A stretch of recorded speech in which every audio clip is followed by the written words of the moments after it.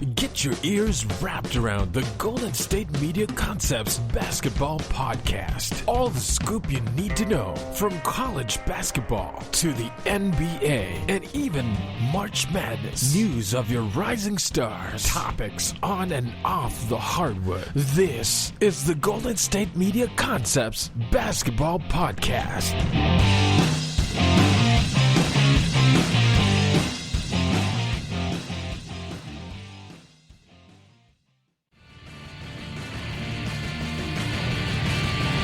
Welcome into the GSMC Basketball Podcast, right here on the GSMC Podcast Network. This is your host back again, once again, talk about all things basketball. Brice Lewis here to talk about everything happening in the association right now. And you already know what we're going to start with on the show. We're going to have to talk about Game 3 and the results of that game. Also, we have news. I'm going to talk about Doc Rivers getting hired by the Philadelphia 76ers and my thoughts on that, my thoughts on the roster changes that he might have to make going into that position. Also, we're going to go give some head coaches on some certain news around the league with players and with potential head coach hirings. We're going to also give a review of every head coaching vacancy still available in the teams that's still looking for head coaches and my thoughts on each position. All that on this show's episode today, GSMC Basketball Podcast. You know what we do here. We talk about everything that is basketball happening right now in the world today. Mainly professional because college is still building back up and starting in November. So in about 1 month, we'll have college basketball. But right now, we're in the Heat NBA Finals Game 3. We're going to jump right into it right here, right now. The Miami Heat. A team that people felt like down Bam Adebayo, down Gordon Dragic. Team looked defeated. Didn't have enough left. Anthony Davis, LeBron looking dominant. A lot of people were calling for a sweep. A lot of people said this series was over. A lot of people said there's no point watching the finals anymore. Tonight, Jimmy Butler, he showed the world. Shut up. That's exactly what Jimmy Butler did tonight. He came out and had a 40-point triple-double without attempting a three tonight. That's just a little tidbit. He didn't even take a three tonight. He did it the old-fashioned way. Free throw line, jumpers, and getting to the rim. The Miami Heat came into this game with their backs against the wall. They knew what they were up against. They were either going to go down 3-0 or they were going to make this series much more competitive again. And we saw the answer in the path they took tonight, as they win this game 115-104 to extend this series at least to 5 games and make it a 2-1 series and got themselves back into the series. Obviously, Bam Adebayo and Dragic did not play tonight, but what this win does, and I think this is something the Miami Heat really needed and I think they really believe, if we could just win one game and extend this series out a bit, especially if Dragic, we feel like Dragic is further away from playing than Bam. If they could just get Bam back for the next game. Just having him back on the floor and being able to do what he can do is going to help them tremendously. They have found something with Kelly Olynyk offensively, as he had a big game in Game 2 offensively, and now he had 17 tonight and went 3 of 5 from 3. Jimmy Butler obviously had to put this team on his back, and he did that tonight. He was the closer. He closed tonight against the Lakers. He went toe-to-toe with LeBron James and closed. Because you notice Western Conference Finals in this series, they put LeBron on the best scorer late in games. And this was probably one of the first games I've seen LeBron actually just get beaten. Jimmy Butler just came at him. Jimmy Butler isn't scared of anyone, and that's one thing I love about Jimmy Butler. No matter who it is, he will guard LeBron on the other end and then say, give me LeBron on the offensive end. I'll still score. I'll get to the line. I'll do something, because we are not losing this ball game tonight. Jimmy Butler just came out and had a monster game. But overall with the team, obviously, like I said, Jimmy Butler had 40 points, 11 rebounds, and 13 assists. He went 12 of 14 from the free throw line, 2 blocks, 2 steals. He did it all tonight. Duncan Robinson didn't have a great shooting game, but gave him 13. Tyler Hero gave him about 17. Jay Crowder gave him 12. Miles Litter gave him 7. Kelly Olynyk gave him 17 off the bench. That was big. Nunn gave him 4, Iguodala gave him 2, and Hill gave him 3. So, listen, we just know they wouldn't be in this game, and they wouldn't have won this game without Jimmy Butler having this performance. And if they can, like I said, get a Bam and a Bio back next game, that is going to be huge for them. Even if he can't play 40 minutes because of his injuries, if he can give him 25 minutes and still get boards, get some shots blocked, get a couple of points, just anything, it will help this team. Especially, and if Kelly Olynyk continues to play well offensively, it's like Bam doesn't even have to score now. Because Olynyk is giving him the scoring from the front court, even though he's really shooting threes and taking J's. And then Bam can do what he needs to do. And I honestly think Jimmy Butler could come out in the next game and still have another performance like this. If you think about this in finals, Jimmy Butler has actually played very well. Outside of game 1, if you think about the first quarter, he had 14 in the first quarter. Then he hurt his ankle, only had 23 for the game. He was destined to have a great game in game 1. He could have had great games every series. So you clearly see Jimmy Butler's not afraid of the lights. He's not afraid of playing in the big moment. And that's why he was able to keep his team alive tonight. If we talk about the Lakers, LeBron 25-10, pretty much what he's been doing the entire playoffs. Gets about 25 to 30 points a game, about 8 to 10 rebounds, 6 to 10 assists, about what he usually does. The big story tonight for the Lakers is Anthony Davis was in foul trouble. And he had 5 turnovers. He only had 15 points. We've seen when Anthony Davis is not Anthony Davis, the Lakers have lost. They usually lose when Anthony Davis doesn't play well. And tonight, since the foul trouble happened and he wasn't that aggressive, only shot 9 times in the game, only played 33 minutes too, only shot 9 times. That's unacceptable if you're Anthony Davis. You clearly see that took him out of his rhythm, and he was able never to establish himself. Obviously, we talk about turnovers. LeBron also had a bad game. Had 8 in this game. So AD and LeBron both need to play better.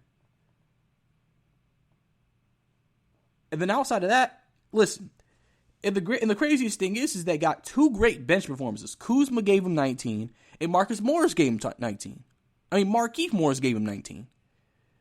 So you got 38 points between 2 bench players. They almost outscored LeBron and AD, which you would think isn't the worst thing, but LeBron and AD combined for 40 total points. Kuzma and Morris combined for 38. You usually it's 80 with 36, LeBron with 25. And then if you got that type of performance from Kuzma and Morris, this probably would be a blowout. KCP had kind of a back-to-earth game, only 5 points. Danny Green did not make a single shot in this game, only got 2 free throws, 2 points.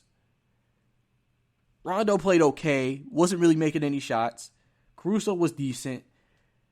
Like I said, it's like the Lakers have showed it every series. First 2 series, it was game 1. They were kind of filling the game out and they lost. Last 2 series, they were up 2-0 and then lose game 3. Now, Denver, you could tell they didn't have the energy. Now, they might sit here and say in this game, oh, we could have won this game. We just didn't come out and put our foot out there. But honestly, I look at tonight's game and I think Miami just won it. I think when Denver won their game last series, you could tell the Lakers were not invested into the game and Denver played with more energy. And the Lakers kind of gave that game away to them. This game, I truly think Miami actually came out here and took it. They came out here and just outplayed the Lakers. Jimmy Butler said after the game, this team's beatable. We know they're beatable. We think we can beat this team. We just got to do what we got to do to win these games. And, I kind of believe him. Like I said, I'm not sitting here saying this series is about to flip on a dime and the Heat are going to win the finals. I mean, if I had to put my money on it, I'm still probably going to put my money on the Lakers. But definitely, this was a good start. Now, the key, obviously, when you come back from these 2-0 holes is Game 4.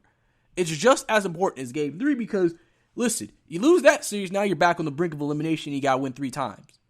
At least getting it back to 2-2 makes it a best-of-3 series, and you just got to win 2 out of the next 3. Which transitions me into the previewing of Game 4, and in terms of what I think might happen. So, the Lakers obviously know in Game 4, they got to play better. That's clear as day. Everybody knows they have to play better. First, they got to play better defensively because they allowed Miami to shoot over 50% from the field. Usually, if you let a team shoot 50% from the field for a game, you're going to lose.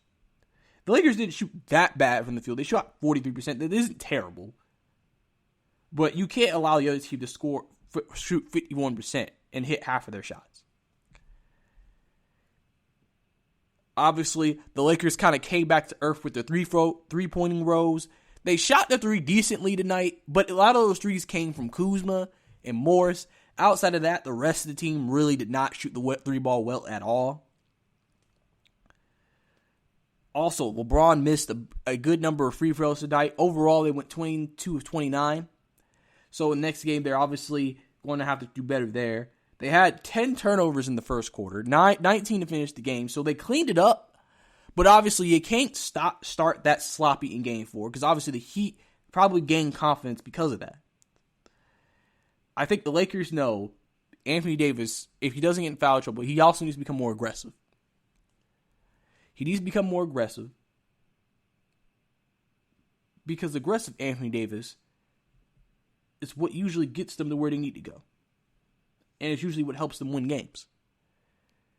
LeBron can't turn the ball over as much, and they need to get, if they can get that same supporting cast help from the bench from Kuzma and Morris, or just in general with the players that they have, it should be enough if LeBron and AD have the type of games they have to win the next ball game. But that's what's going to depend on. They all have to come together for that and do that. The Heat obviously know, okay, we won this game. Jimmy Butler had a big game. So, I said Jimmy Butler in this series was going to have to average over 20 a game. He couldn't have those 15-point games. And I think Jimmy Butler truly knows. He's a guy, I think he gets it. He knows I have to come out and I have to get at least probably the way this series is going and our injuries, now maybe 30 a game to have a chance of beating these guys. I have to carry the load offensively and then just get and hope that my guys hit their shots to win these games. Because if he could get his 18 points a game from Hero, and then Crowder gives him about a few threes a game, and Duncan gives him a free few threes a game, and let's say Olynyk, he's been a blessing for them on the offensive end scoring. If he could continue to score, it's all going to add up, and all Jimmy Butler has to do is carry the load and play the way he knows how to play offensively. Like I said, 40-point game tonight. But I think he knows he has to get at least 30 if he's going to really keep this team in position of winning these games. He's going to have to continue to have huge games. And I'm sure the Lakers next game are going to try to come out, trap Jimmy Butler, double team him, make sure he can't have that same performance. So it's going to be crucial that the other guys come ready to play. And I think that's another reason why if Bam comes back, is going to be big. Because it adds another guy that the Lakers have to worry about and can help free up Jimmy Butler at times also, so even when they try to trap him. But that's all the time I have here for this segment. Coming up next, we're going to get into the Doc Rivers hiring in Philadelphia, my assessment of that hiring. Is it the right move? Is it not the right move? We'll see what my thoughts are coming up next on the GSMC Basketball Podcast. Football, basketball, and baseball are all back, and that means it's time to get down your bets. This is Brice Lewis here to tell you about my favorite sports book, and that's BetUS. I only endorse one sports book, and that is BetUS.com. Why, you ask? BetUS is the pioneer in online betting with more than 25 years in the biz. You need a sports book with integrity and longevity, and you need to know that you're going to get paid. Live betting, MMA, golf, horses, esports, entertainment, all kinds of crazy prop bets and futures. They have it all. Nobody in the industry gives bigger bonuses than BetUS. Go to betus.com now and fill out your information. It only takes a minute. When you get to the How Did You Hear About Us box, type in GSMC and you can get up to 150% in bonuses on your first deposit. Nobody beats that. I bet at BetUS, and so should you. Just join BetUS today and don't forget to type in GSMC to get up to 150% bonus on your first deposit. That is betus.com, America's favorite sportsbook. Are you looking for the very best NFL and college football podcast? Then check out the GSMC Football Podcast. Get the latest football news both on and off the field. From the NFL Draft to trades to the rumor mill to the NFL Combines. They got you covered. That's GSMCpodcast.com/football-podcast. Get updates on college rivalries, game day insights, and much, much more. It's football talk the way you want it. This show eats, sleeps, and breathes football. Don't forget to like them on Facebook and follow them on Twitter. Visit GSMCpodcast.com for more info.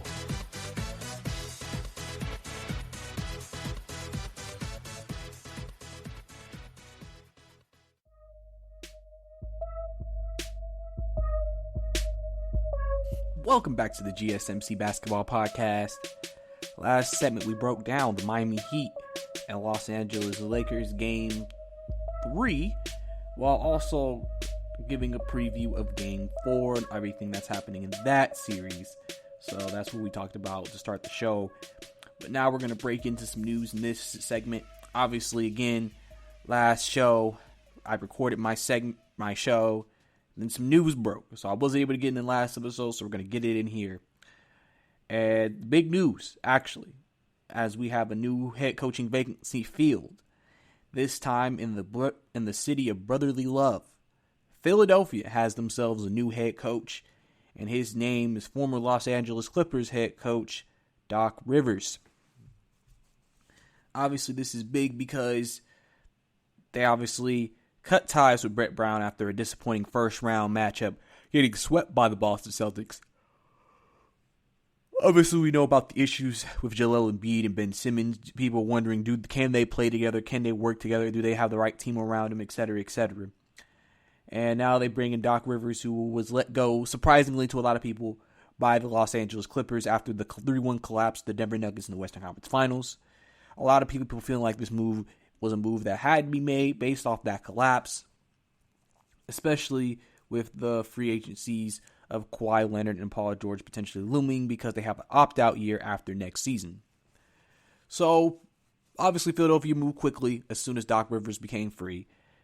They targeted him as the guy. Before, it was Mike D'Antoni as the favorite. But when Doc Rivers got free, they obviously said, okay, this is our guy, this is who we want, and this is who we were going to bring in. Obviously, Doc Rivers has plenty of experience, a veteran coach, been around this league for years, won a championship in Boston. He's done a lot of different things. And it really does show. And I think it's great that he has another opportunity. But with all that being said, we have to discuss on this podcast, was Doc Rivers the best guy for the spot? Was Doc Rivers the best guy for the position? And I think that is a question that, to me, is there to be answered.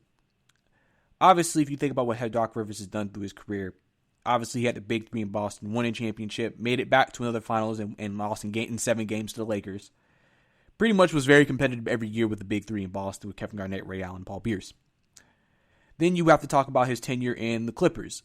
Obviously, with Lob City, Blake Griffin, Chris Paul, and DeAndre Jordan, they did not reach expectations as they could not get out of the second round and lost a 3-1 lead during that part of his Clippers tenure to the Houston Rockets. Now, to the end of his Clippers tenure, he obviously has Kawhi Leonard, Paul George, and the rest of that Clippers team that's considered one of the deepest teams in all of the NBA. Had a 3-1 lead on the Denver Nuggets, collapsed. Couldn't get out of the second round. And so, my question is, you've seen what he's done, especially with the Clippers with stars. And even with stars, the teams that the Clippers have had over these years with Doc Rivers have not reached the expectations of the talent in a lot of people's minds. And what was one reason why we believe that the 76ers fired Brett Brown? Because with the talent they had, he couldn't make it work and they couldn't reach expectations and they couldn't move farther in the playoffs. The furthest Brett Brown ever made was the semifinals, Game 7. Obviously, we know Kawhi Leonard making that game-winning shot at the buzzer. So, you really think about it, you really look at it. It's one of those things where can he get the most out of Joel Embiid and Ben Simmons? If we talk about each player individually, we know what the biggest knocks on each player is. We're going to talk about Joel Embiid first. Joel Embiid's biggest knocks isn't potentially his on the court play. It's not he can't post up. He can post up. He's a dominant player in the pace. He has some range. He can shoot from the outside. He has a mid-range. He has a little bit of wiggle. He could be a very dominant big man with his size and strength. His issue is a lot of mental and a lot of off-the-field stuff that is very controllable, but does he take it seriously enough to control? One thing about Embiid since he's coming to the league is he's usually hurt. He's usually banged up a lot. Remember, he didn't play literally his first 2 years in the NBA because of injuries. And one thing about him is he tends to get hurt a lot. He tends to be out of shape in a lot of people's mind. And people think he doesn't take his nutrition seriously. People think he doesn't try to get in shape as seriously as he should. And that's why it's hard to rely on him throughout an entire 82-game stretch, plus playoffs, if he's going to be healthy. We have seen games where Embiid just puts up donuts, and you're just thinking to yourself, Embiid, most games you were probably the best player on the floor, and yet you look like the worst player on the floor. And so some people wonder, is he out of shape? Was he not mentally there that game? What went on? Why weren't you as more dominant as you should have? And obviously those are questions that are asked. Obviously, Doc's going to be tasked with, his biggest thing is to talk to Joel Embiid and discuss with him and say, hey, you're a star for us. We need you to set an example, not on the court, but also off the court with your habits. If you show people that you work hard, you're getting in shape, you're eating well, everything, it shows the team, it shows the city, it shows the front office, it shows me that you clearly take this seriously. Because people are questioning that you take it seriously. Some people basically can sit here and even question your love for the game.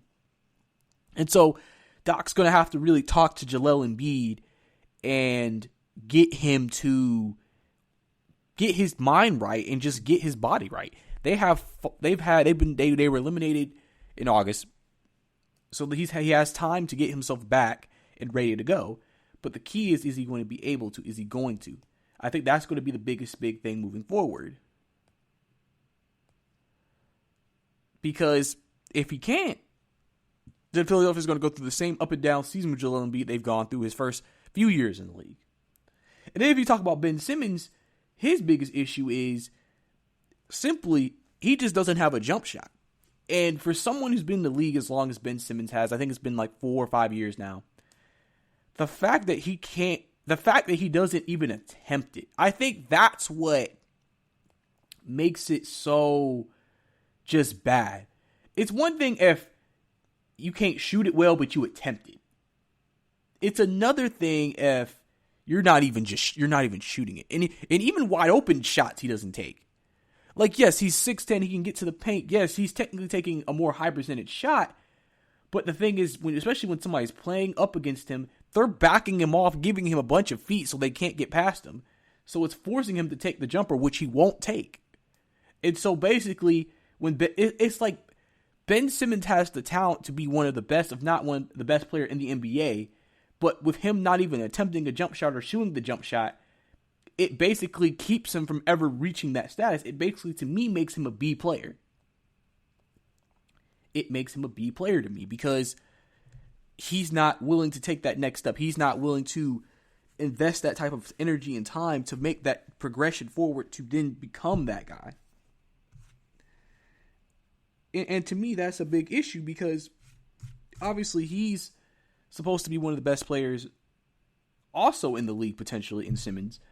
And yes, he has great playmaking ability. He can pass just as well as anybody. Rondo, LeBron, he can make plays. And then obviously he's 6'10" playing point guard. Clearly, if he gets into the paint against actual point guards, he usually has the advantage. But his biggest issue is without him taking the jump shot, his game will always be limited. And the book is out there on how to defend him. You know how to guard a Ben Simmons. You know how to slow him down. That's why, and there are games where he'll score 4 points because they're not letting him in the paint, and he's not shooting the shot. So he literally is not taking any shots, and basically he's useless on the offensive end some games. And you can't have that. And then also this is where both of them kind of have their issue with each other on the floor. Ben Simmons basically, if he's scoring, has to get in the paint. Embiid is best in the paint. So you have two of your star players who need the paint, and there's not enough space in the paint. And then because you're bringing another defender in there, and then they could also help guard the other guy. And so you basically see it. You basically see that chemistry between Ben Simmons and Joel Embiid has been an issue. So I think that's one of the biggest things I think that they have to figure out. That's what Doc has to figure out. But like I said, based off Doc's success in places outside of Boston, he has struggled to build a consistent winner in the playoffs. I have to put emphasis on playoffs. Regular season, in terms of regular season expectations, you can say his teams have met regular season expectations. Playoff expectations is where they fail.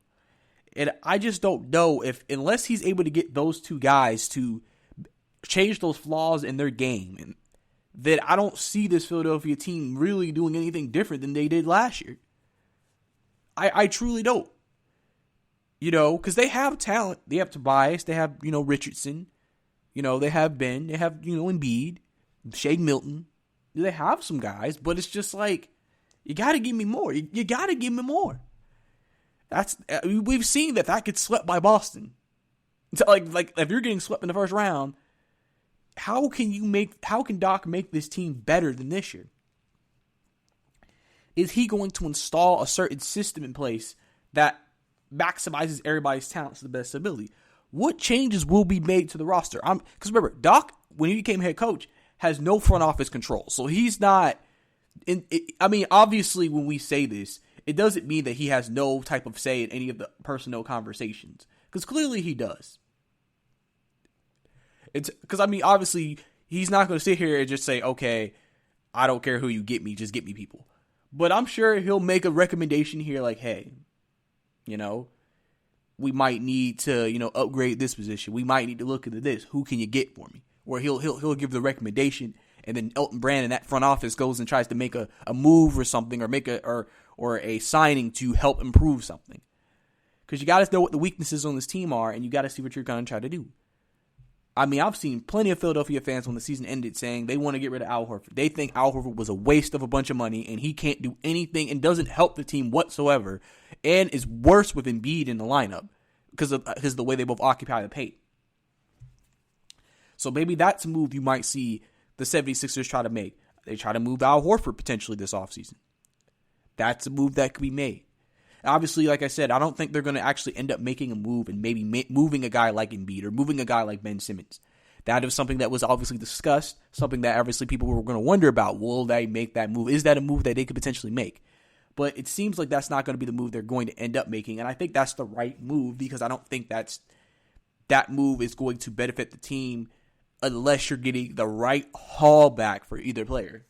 Because either player that you keep, if you did make that move, you would have to adjust the team to that player. Ben Simmons, he's a playmaker, so you probably want to trade for shooters and scores. And then Ben can facilitate them. Where Embiid, you still want shooters, but you may want a guy who can get him the ball. A guy who's a good assist man, like Ben, but also can, but doesn't also. You got to think about it. Ben Simmons is 6'10" and needs to paint to score because he can't shoot. So you may want a more perimeter-centered point guard potential, or perimeter eccentric guards so that are going to shoot mainly more than they get into the paint, which means Embiid's going to have the paint to himself, and then he can just go to work. They get it down to him, maybe put him in some pick and rolls, and make something happen from there.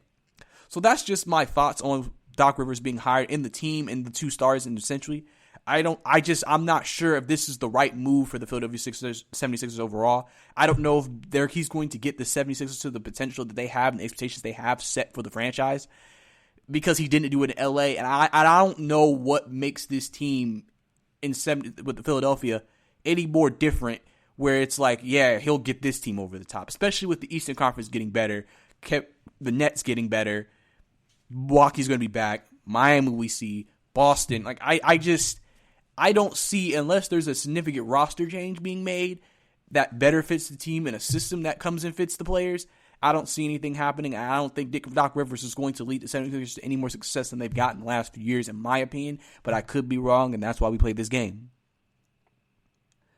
But that's all the time we have here for this segment. Coming up next, we're going to get some NBA news, talking about things that are happening around the association right here on the podcast. Check out the show that's built on the MMA, from the UFC to extreme cage fighting. They got the fights covered. Check out the GSMC MMA podcast. Get the latest news on past or upcoming fights. Join us as we talk to and about some of the biggest names in the MMA, past, present, and future. When it's the fight game, there's just one show to check out. GSMCpodcast.com/MMA-podcast. Don't forget to like them on Facebook and follow them on Twitter. Visit GSMCpodcast.com for more info.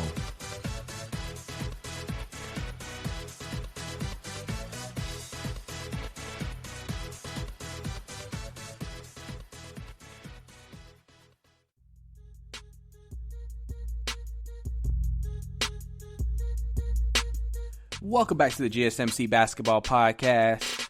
Last segment, I discussed my thoughts on Doc Rivers being hired as the new head coach of the Philadelphia 76ers. I also talked about the breakdown of the roster, what he has to deal with, what changes that might have to be made to that roster, because I'm just not sure if the 76ers are going to be able to really do anything different, and I don't know if Doc Rivers is the right guy for the job. This pairing to me just felt kind of like, I just don't know if this is going to give them juice. Like, I don't know if this is going to really change anything, but I mean, we don't know what Doc Rivers is going to do and what changes are going to be made to Philadelphia's roster. So when we see all that, maybe I can have more of a clear vision of what they're trying to do, and I can give more of a true description of what the 76ers could look like going into the future. But that's what we discussed last segment, as Doc Rivers is now officially the new head coach of the Philadelphia 76ers after being let go by the Clippers just last week. A very quick turnaround. But hey, he's a guy that many teams called afterwards, after he got let go by the Clippers, and so obviously it's not surprising to see him get a job so quickly. But now we're going to get some NBA news and topics around the league, and we're going to start with a discussion that I've kind of talked about a couple of times on this podcast with this particular head coach in his relationship with the players, but also his relationship just as and his not his relationship, but his results on the court from a team's perspective. Luke Walton obviously is a guy I've been kind of critical of in this podcast before. Yeah, I think it's pretty clear that he doesn't have the best relationship with certain players. And another player we could add to that list is Buddy Hield. Buddy Hield, obviously, has been reported, is not returning his calls, and his agent isn't returning his calls or texts either.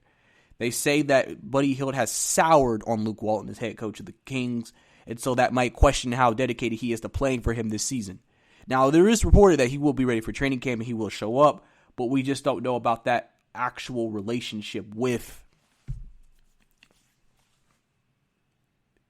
Luke Walton that Buddy Hield has. Buddy Hield is a guy who came into last season just signing a new max deal, got big money, had a career year. I mean, he looked like he broke through the ceiling, gave the Kings a great young nucleus and everything of that, and then this past season, early in the season, he was benched by Luke Walton, and he just never seemed like he could never find a rhythm within this team this whole year. And honestly, to me, the reason why I've been critical of Luke Walton is I just feel like I said, look what happened with the Lakers. He had a young team. They could never reach expectations. Lonzo had an issue with him, and there was just so much that was not right there. it just felt like he could never get it almost felt like he didn't know how to get the most out of his players. And so when he got to Sacramento, I kind of questioned it. I was like, well, you just saw what he did in LA. You're basically in the same situation. You have a bunch of young players, a bunch of young talent, and you're expecting him to just now develop it when he didn't develop in LA. I don't know if maybe they thought, well, it's not LA, it's Sacramento. There's not as high of expectations. He'll do better. Well, the Kings were worse than they were the year previously. And it just seemed like they didn't take the steps forward they thought they were going to make, and Buddy Hield was a main player who was affected by that. And that's why I just never sometimes wondered if Luke Walton really was the right guy to lead this team. And you can see a guy that you just paid max money to isn't necessarily enamored with playing with him. You don't know if that might even make Buddy Hield even forced to trade eventually. That's the last thing you need after paying him that money. And Buddy Hield's young. So, yeah, the Kings might be able to get some players for him, but I'm sure that if they could, we weren't necessarily giving you that contract to trade you 2 years later. So it's going to be very interesting to me to see if they can mend this relationship. Now, obviously, if they win this year, and maybe Luke Walton, maybe you never know. Sometimes you need to reflect as a coach and see what you've done wrong and say, you know what, let me do this differently so I can make sure I have a better relationship with my players and we can get better results in the field.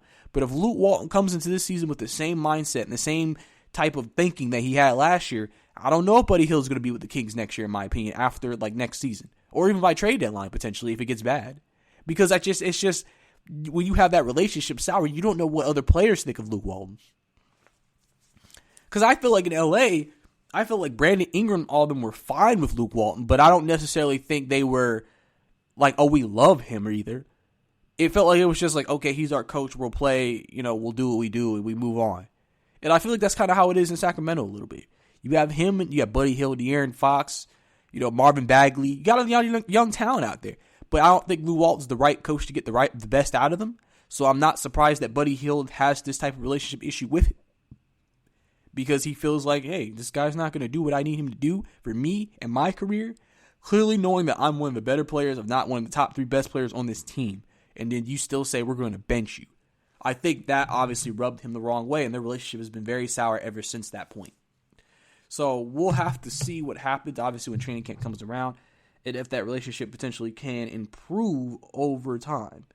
Because that's obviously going to be something people are going to look for. So, it's just something we'll have to see what happens when we see it moving forward. Also, about a week ago, I reported on Jeremy Grant, Denver Nuggets forward, potentially opting out, looking like he will probably opt out of his player option to get more money, looking for around $14 to $60 million a year. But now it's reported that the Denver Nuggets are expected to pay Grant his money. He broke out in the Western Conference Finals, averaging around 20 points a game. He really played well. He was one of the reasons why Denver in a lot of those games against the Lakers were in those games. If he didn't play the way he played, they would have been blown out. And so obviously Jeremy Grant, obviously he was the guy who guarded LeBron, and he played very well in the offensive lane. He's probably, some people consider probably the best 3-and-D guy that's going to hit free agency this offseason, because he is one of the better 3-and-D players. Because when we say 3-and-D, it's not sometimes just the guy who can hit the 3 and play defense. Jeremy Grant can score. He just is primarily needed as a 3-and-D guy in Denver. And like I said, unless somebody's going to whip out a lot of money to steal him away from Denver, and Denver's already said they're going to pay him, I'm sure Grant wants to stay in Denver.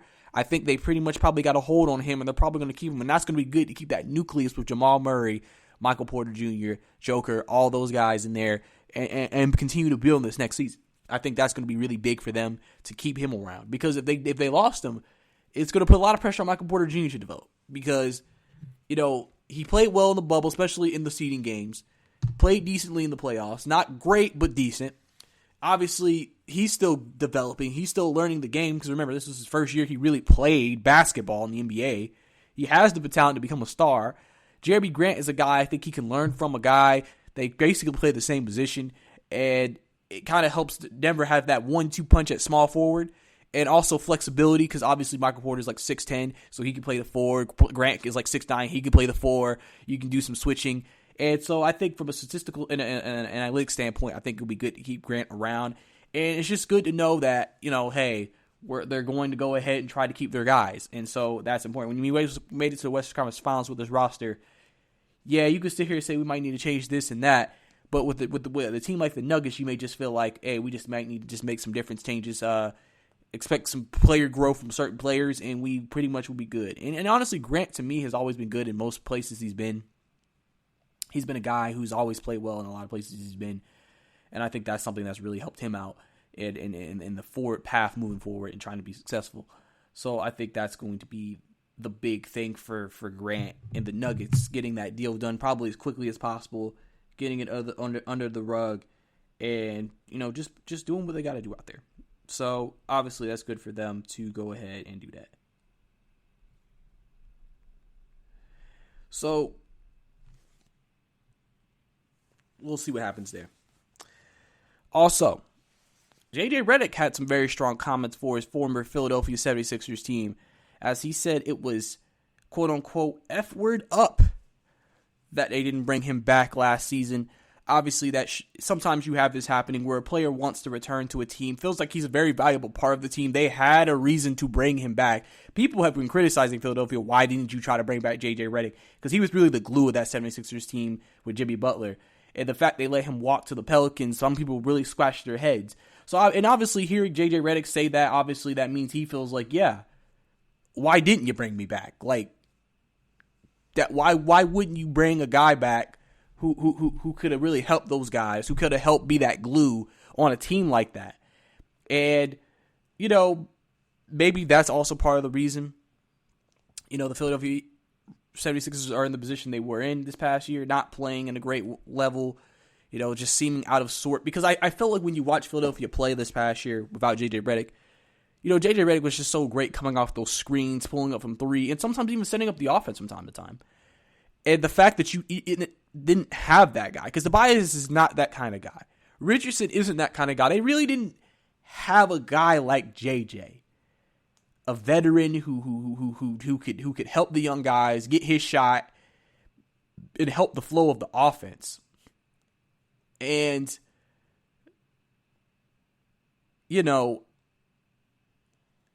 when seeing that to me and hearing that from JJ, it kind of shows, because it is kind of true to a certain extent that if you have a player who wants to come back and he's an important part of your team, why wouldn't you try potentially maybe make that move so that way you can keep the team together that was most successful for you in the glue? And I think, we obviously know when JJ Redick had his podcast and he interviewed Jimmy Butler and talked to Jimmy Butler about, him leaving Philadelphia, what was one of the reasons why he left, and Jimmy telling him what he did. But we never really heard what JJ thought about it. He made a comment here or there, but we really didn't know true thoughts on what he thought about that move. And now hearing him coming out and saying this is just, the 76ers were not smart in letting go of JJ Redick. I think everybody knows that. So, obviously we'll have to see what happens moving forward with that. But, yeah. And also, the other story, just some head coaching updates, because I was going to start now, and then next segment we're going to get a little bit more deeper into the head coaching carousel. But Mike D'Antoni obviously was the lead guy for the 76ers job. Obviously, Doc Rivers got let go. Now their attention switched to him, and boom, now he's the new head coach. So Mike D'Antoni is still going to be on the market, but you can maybe Mike can argue that he is still maybe potentially the best potential head coach out there to be hired. And so a team that's looking to bring him in for an interview is the Indiana Pacers, which I wanted to talk about because I think that would be a very interesting pairing, because with the offense that he brings, if the Pacers got him, I think that could mean trouble for Miles Turner. And I've seen, I keep up on the feed, some Indiana Twitter fan pages or sports pages for basketball talk about how Miles Turner is nice, but we need to upgrade that position. We need to upgrade. Or maybe we need to use him and get more shooters and scoring. And Miles Turner is a young big man who can play, give you some buckets, play some good defense, can block shots. So for me, hearing that, and then if they brought in a head coach like Mike D'Antoni, knowing his offense, Miles Turner would not fit that offense, which would then maybe make that potentially more prevalent to happen, which is a Miles Turner trade. And then, listen, you get you some shooters, and boom, Indiana now has, Brogdon, and, they have TJ Warren, and they have Victor Oladipo, and then they have whoever they traded for, and then this team might look a little different. Indiana's definitely going to be an up and down, fast-paced team. I don't know if anybody's going to sit here and say Indiana's about to become a championship contender, but it would definitely be interesting. I think Mike D'Antoni, any team he goes to, makes them interesting just because of that offense. Because they're going to be up and down, score a lot of offense. And it is going to be, and I've always been interested to see how a player would feel about that. Because he's basically going to be like, no mid-range. I mean, maybe he might. He might adjust how he is as a coach when he gets to Indiana. We don't know, but it's just an interesting thought to me to keep in mind. So, just an interesting thing I want to get in there. But that's all the time we have for this segment. Coming up next, we're going to get into some rumors in the head coaching carousel after the Doc Rivers hiring. I'm going to get into all of that, plus other things happening around the association right here on the GSMC Basketball Podcast. Check out the show built around the women of MMA. From the UFC to the extreme cage fighting, we got the fights covered. Listen. It's the Golden State Media Concepts Women's MMA Podcast. The latest news of upcoming fights, discussions of previous matches. Join us as we talk to and about the biggest names in women's mixed martial arts, past, present, and future. When it's the women's fight game, you know where to listen to. The Golden State Media Concepts Women's MMA Podcast.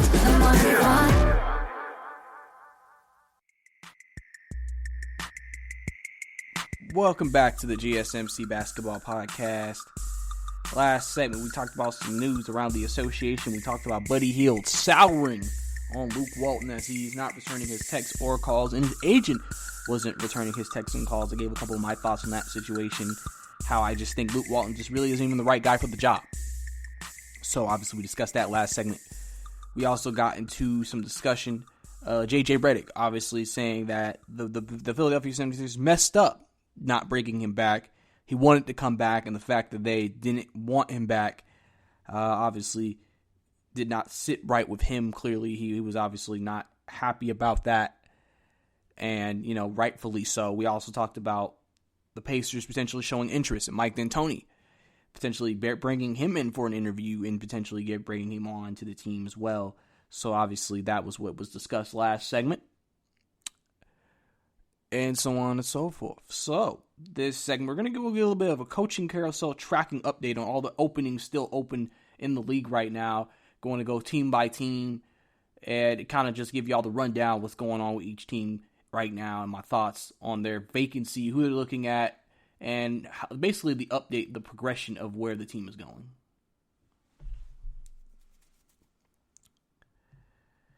So first team we're going to start with is the Pelicans. Obviously, we know with the Pelicans, they moved on from former head coach Alvin Gentry after a disappointing season, especially in the bubble.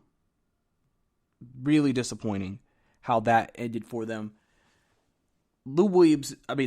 Ty Lue is a guy who is interviewing actually for this position. So that's a guy Chris Haynes from Yahoo Sports says look out for, even though you still think if the Clippers go ahead and give him the job, that he's going to go ahead and take it. So that's obviously a team that if the Clippers don't end up getting him, is a head coach to look out for potentially. And honestly, so far, that's all we have. They've interviewed a lot of assistant coaches, obviously. Pelicans have interviewed a lot of head coaches these last few weeks. So they've really gone through a list of guys. Obviously, we've gone from big names to guys that maybe not many people know about. And so obviously they're going through their list and really going through their due diligence of trying to find a person. Obviously, the biggest thing for the Pelicans, what they need in a head coach, they need a guy who can help the development of Zion Williamson, clearly. Who can help develop him. Help continue to progress Brandon Ingram and Jackson Hayes and all of those guys, Lonzo Ball, the continued progression of all those players and just having more of a consistency. The Pelicans are very inconsistent. They lost a lot of leads last year. They were also one of the worst defensive teams in the league. Even though there are a lot of young teams, they're usually not great defensively. So obviously, whoever they bring in as the next head coach, to me, they need to bring in a teacher. They need to bring in someone who demands attention, but is also a teacher, a developer, a guy who's going to develop that relationship with the players and really make sure they do anything they can possible to help make themselves or help themselves be the best they can be on a day-to-day, in and out basis when it comes to playing the game of basketball, because that's what the Pelicans need, in my opinion. They could score. They showed that last year, even though, and Alvin Gentry is an offensive guy, and so a system designed them to score. But it's not the scoring that's the issue. It's the defense and the consistency that the Pelicans need to improve if they want to continue to make that next step and become a playoff team next season. Then obviously the Pacers, we obviously discussed them, like Mike D'Antoni, and being interested in that. They have also interviewed former Memphis Grizzlies and Sacramento Kings head coach Dave Yeager. They also interviewed New Orleans assistant Chris Finch and former NBA star Chauncey Billups. So, overall, with all those people, they say the Indiana's list is very big. They've also asked for permission to talk to Will Hardy from the Spurs and Becky Hammon, as well as Brooklyn's Jacques Vaughn and Philadelphia's Ime Udoka. So you can clearly see Indiana is a team that is trying to figure out which coach would go with these guys and these players and help get the most out of these guys. I think that's going to be the big thing here. And I think that's something that is going to be interesting. Indiana's a team that's a good team. They were a top 4 seed this year. So it's not like you're going into a team that's bad. They have talent. Michael Brogdon could be an all-star player. Sabonis is an all-star. TJ Warren is the bubble MVP. He broke out in the bubble. You still got Victor Oladipo.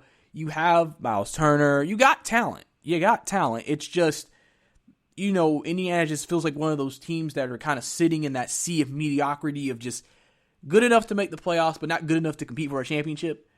And you're looking for maybe a guy who can maybe help a player get to that next level, get more consistency, get better on the defensive end, and continue to progress the Indiana team and roster as a whole. And then maybe they can make a move potentially that can maybe bring in a very big player, very key player, and then maybe take Indiana to that next level potentially.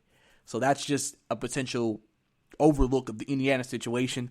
Like I said, they're obviously going through every head coaching candidate from a lot of different teams, a lot of very highly requested, highly, accoladed coaches, guys who have been looking for opportunities, hungry for opportunities. Obviously, you see they're not scared to give opportunities to new or former head coaches. So it'll be interesting also to see where Indiana decides to go with it when it's all said and done. Then you have the Houston Rockets. Obviously, we know they've showed interest in Ty Lue. Obviously, Mike D'Antoni decided not to re-up his contract. So obviously, he'll be a free agent this coming offseason, and he's figuring out where he's going to go. They're also looking at Minnesota's assistant head coach, Dave Vanderpool, a guy who spent 7 years as an assistant with the Portland Trail Blazers before joining the T-Wolves last season as the assistant head coach. So he's a guy they're looking at. But one thing about Houston this offseason when it came to this head coaching search, they haven't been as, open about who they're interested in. Like, a lot of teams you can kind of tell, okay, they're looking at him, her, him, her, looking at this coach here, this coach here, this coach here. Houston, outside of Ty Lue, that big name, if the assistant head coach, David Vanderpool, they really don't have a lot of people that you just know are, like, on their list. And Daryl Morey, I think, is definitely looking at this roster, knowing the window is getting smaller, and thinking to himself, I need a guy who can maximize this roster. Obviously, small ball is going to be over, so they're probably going to have to find some big men, replace some big men, and stuff like that. But how can we get the most? What's going to put us in the best position to be successful? I think that's going to be the big question for Houston. And so Daryl Morey is probably going to take his time with this search. He's going to go through the candidates that he's interested in. And we'll see if there's a potential move made. And, we'll have to see, like I said, if a move is actually end up being made here, what they decide to do. So, it'll be interesting with Houston because you don't hear a lot coming out of Houston with it. So you really kind of don't know what they're thinking about doing. And it's something that you just got to kind of keep an eye on when you do get information. When Adrian Wojnarowski does tweet out potentially an interview being had for Houston, because that's probably when you're going to know. Because they don't have a list of candidates that's just out into the public and everybody knows who they want. So we're going to have to see who Houston may even be into even bringing in for interviews outside of who we know so far. So, yeah. But another team also that I got to get the update on. The Los Angeles Clippers. Obviously, the Clippers in this situation just let go of Doc Rivers just last week. But this is probably the one job that has the most pressure out of all of them because of the talent they already have, because of the aspirations. Who does Steve Ballmer trust and believe in enough to say, hey, I need you to be the head coach of this team and lead us to a championship? Who does he trust enough to do that with? That is the question. Because he can't just hire, you would think, some new head coach off the street. That would be a very risky hire. He can't just bring in, a guy who has a history of maybe not working with teams. He has to bring in a guy he truly believes can get this job done, and that's why people think he'll just promote from within, bring in Ty Lue. And it's just Ty Lue's familiar with the team. He's familiar with the roster. He's a trusted coach who has obviously worked in very high-level, high-pressure situations, Cleveland, obviously with LeBron James. So there's obviously all of that information. And he's had success. He's won a championship with Cleveland. So it just feels like out of everybody who is on the market and everybody they could potentially hire, it just seems like Ty Lue would be the guy here to go here. Not a Mike D'Antoni. That wouldn't work. Not a Kenny Atkinson. He's great. I just don't think it'll work in this situation. I just think they need a guy that they know they can bring in and has been in this system and has played basketball, who has the trust of these players, because Ty Lue is one of probably the most respected coaches in all of the NBA. You just look at this and say, they can't mess this up, because if they mess this up, this is going to set them back, and that is the last thing the Clippers need is another setback. So we're gonna have to really see what they end up doing with that position. I think it's just easier for them to go with Ty Lue, but we'll see if they actually go with that decision, or do they make a surprise hire potentially with someone else. And then the last team we're going to get into here, the Oklahoma City Thunder. Now, the Thunder, for the most part, throughout this entire offseason, hasn't really said too much about their head coaching vacancy outside of Billy Donovan's departure. This is probably the one position out of all the jobs that has the most flexibility, the most potential in terms of a roster and assets already. So as a head coach, you just have to come in, I think, to Oklahoma City with a set and ready plan. You got to have a plan with, okay, so you have these players, you have these first round picks. What would you do with this team? How would you change the team? How would you upgrade the team? What would you do with all of everything that you have to make us a contender in the future and rebuild? Because they made the playoffs last year. So if they kept the same roster, it's a playoff roster. So then how would you make us better? And if they traded Chris Paul, what would you want to get back in that trade? I feel like if you want to join Oklahoma City, you need to have a distinct plan. You need to have a distinct idea what you want to do with this young talent, what you want to do with this draft picks that you have. Because like I said, people are expecting this to actually become the real rebuild season this year with Oklahoma City. Obviously, Chris Paul only has a year left on his deal. Some people think he might get traded. Steven Adams also is going to hit the market after next season, and Dennis Schroeder as well. So what is your plan? Are we moving them now? Are we going to wait to move them? We're going to maybe have a competitive year this year, then try to rebuild. That's going to be the most important thing for Oklahoma City when looking for a head coach. And like I said, they haven't said too much about who they want. I think a guy like a Kenny Atkinson would be really good here. Just of what he did with Brooklyn in that rebuild, I think he could work in Oklahoma City. Young, spry, energetic. Kenny Atkinson's still relatively young, and as a head coach, I think that would be a good fit. I think that would be one of the better fits out there for the Oklahoma City, and they don't want to go for a big name coach. Because a lot of big name coaches don't want to go through rebuilding processes. But that's just a suggestion. But that's all the time we have here on the GSMC Basketballs Podcast. Thank you for tuning in once again. Let me be a part of your day. Don't forget to listen to our other amazing podcasts here at the GSMC Podcast Network. Also, don't forget to follow us on Twitter at GSMC_basketball. And then also don't forget, whatever platform you're listening to us on, leave a review, rate us. We definitely appreciate all of your comments and how I can be a better host for you guys. This is your host, Brice, signing out saying, have a good day.